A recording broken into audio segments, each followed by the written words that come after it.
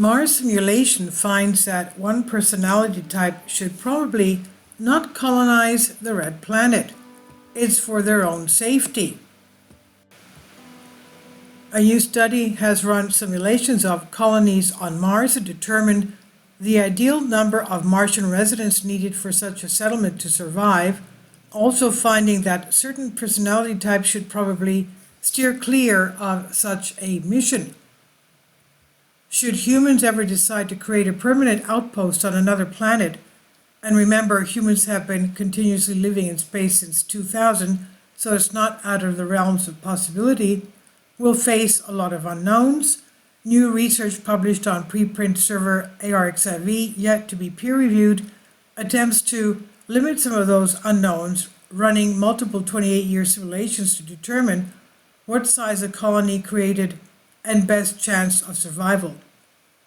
Previous studies attempted to answer the question. In 2021, determined that it was 110 people needed to fulfill all duties necessary for their survival without exceeding the work capacity of the colonists. And inspired by that paper, this new team made slightly different assumptions about life on the red planet, including that the colony had already been constructed and food, air, and water can be produced locally, and that power was being generated on the planet as well. One major difference is that they modeled the colony would receive regular supplies from the Earth, assuming it would be more cost-effective to send resupplies than it is to send humans to expand the size of the colony. The simulation essentially assigns attributes to agents, think of setting up your characters in The Sims, and then simulates working days for the colonists as well as interactions with other teammates. Think Sims, but without the usual psychological torture. Each agent is granted skills associated with their civilian and military occupational specialties, consistent with NASA's human factors and behavioral performance element research, the team explained in their paper, which analyzed the abilities that are generalized across circumstances and crew roles, and those that will be required by all crew members during a 30-month expedition to Mars. The team also tried to factor personality into their agent simulation, giving these agents the different personality types, that is, agreeables who were low on competitive and aggression, socials who were extrovert and need social interaction, reactives who had a competitive interpersonal orientation and are fixated on stringent routines, and the neurotics who are highly competitive and aggressive and are unable to cope with boredom and change to routine.